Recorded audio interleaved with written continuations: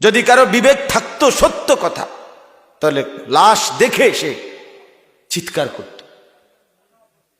আমরা কিতাবে পড়ছি হযরত হাসান বসরি রাহমাতুল্লাহ আলাইহি, তিনি বলছেন যে আমরা রাসূলুল্লাহ পরবর্তী সাহাবীদের জামানায়, উনি তাবেঈ ছিলেন, উনি বলছে আমরা আমাদের জামানায় যখন কারো জানাজা পড়তে যেতাম, যারই হোক, জানাজার মাঠে সমস্ত মুসলমানদের কান্নার দেখলে উনি বলেন যে কেউ বলতে পারতো না যে মাইয়েত কার,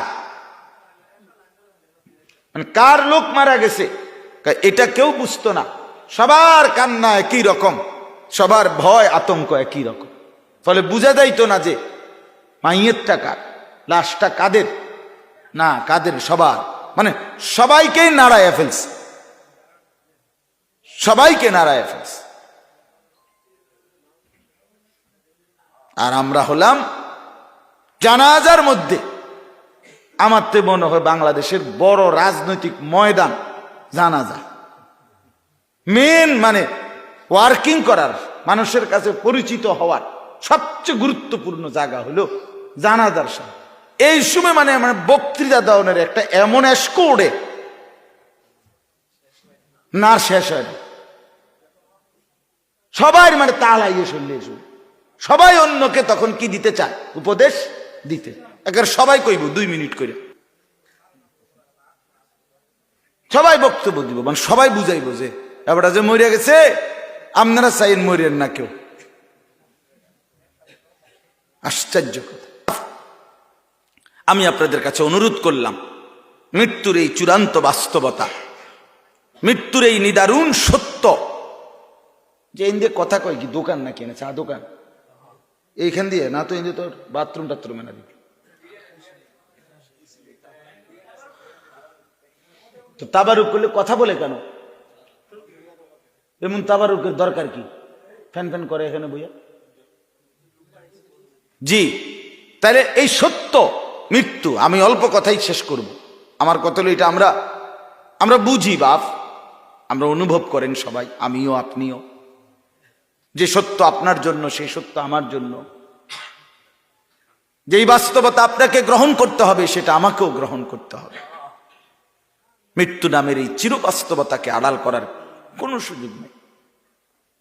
নিস্তব্ধ স্পন্দনহীন একটা লাশে পরিণত হওয়া, আর এতগুলো মানুষ এর সামনে এভাবে নিশ্চল পড়ে থাকা। অতএব এই মৃত্যু পরবর্তী জিন্দিগি, সেটা স্থায়ী জিন্দিগি। আমাদের এই হায়াত অল্প সময়ের জিন্দিগি। আমি প্রতিদিন বলি আমাদের হায়াত ওয়ান ওয়ে, আমাদের জিন্দিগি ওয়ান ওয়ে। ওয়ান ওয়ে রাস্তা বলে, রাস্তার মধ্যে একমুখী রাস্তা।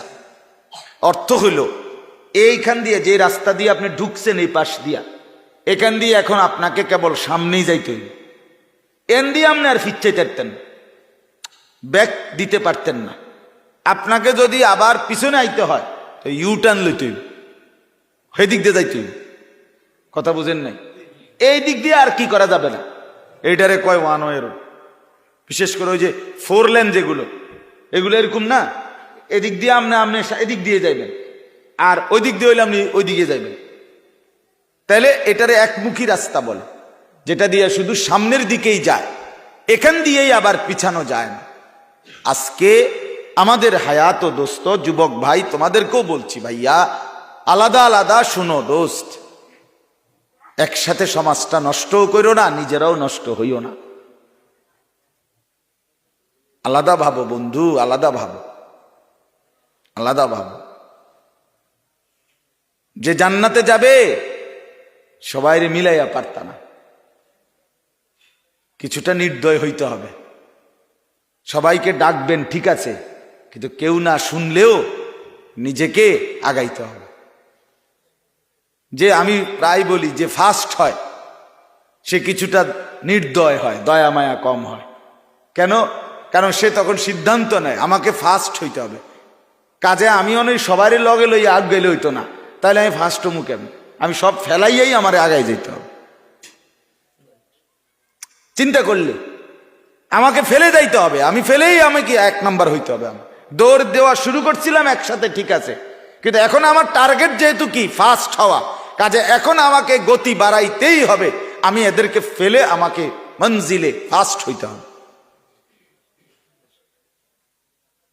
এই জন্য বললাম, আমি প্রতিদিন বলি এ কথা যে সবাই মিল্লা হইতো না রে বাপ। এই সমাজে ফালতু, এই সমাজে অসৎ, এই সমাজে দুশ্চরিত্র ইসরাফিলের ফুঁয়ের দিন পর্যন্ত থাকবে। মদখোর, নেশাখোর, জেনাখোর, ব্যভিচারী, সুদখোর, ঘুষখোর, হারামখোর, এই অপদার্থ, এই নাফরমান দুশ্মন, আল্লাহর অভিশপ্ত হরদম থাকবে। এর ভিতরে দিয়ে আগাইতে হইবে। পরিবেশ ঠিক হোক, সবাই নামাজি হোক, সবাই একেবারে আল্লাহর ওলি হোক, সব ঠিক হোক, তোই আপনি ভালো হইবেন না, না, আপনি এর আগে মরে যাবেন, মরে যাবেন। এই জন্য এই ঝঞ্ঝা বিক্ষুব্ধ, এই গুনাহ, নাফরমানি আর বেহায়াপনা, অস্থিলতার এই সমাজের ভিতরে থেকেই আমাকে আমার কাঙ্ক্ষিত মঞ্জিলে পৌঁছতে হবে। আমার জন্য আর একটা আলাদা পৃথিবী দিবে না, আমারে আর কখনো হায়াত ফেরত দেওয়া হবে না। আমরা ওয়ান ওয়ে, আমরা কেউ আজকে এখানে যারা বসছি ভাইয়া বলেন, আমরা কেউ আজকের দুপুরে আর ফেরত যাইতে পারবো? গতকালকে আর ফেরত যাইতে পারবো না। আমাদের শুধু একটাই সমাধান, যে আমাদেরকে আগে বাড়তে হবে। এটাই হায়াত আমাদের, পিছানোর আর কোনো সুযোগ নাই। যুবক ভাই, তুমি আগেই বাড়তে হবে, হয় বৃদ্ধ হবা নয় কবরে যাই। মুরব্বী চাচারা হয় আর কয়দিন বাঁচবেন, নাই তো কি চলে যাবেন, কিন্তু কোথায় যাইতে হবে? আপনাদের সামনে, পিছাইতে পারতেন না, আর কোনোদিন পিছাইতে পারবেন না। অতএব হায়াতকে কদর করে। এই রাত একবারই আসে, এই দিন একবারই আসে, একবারই আসে।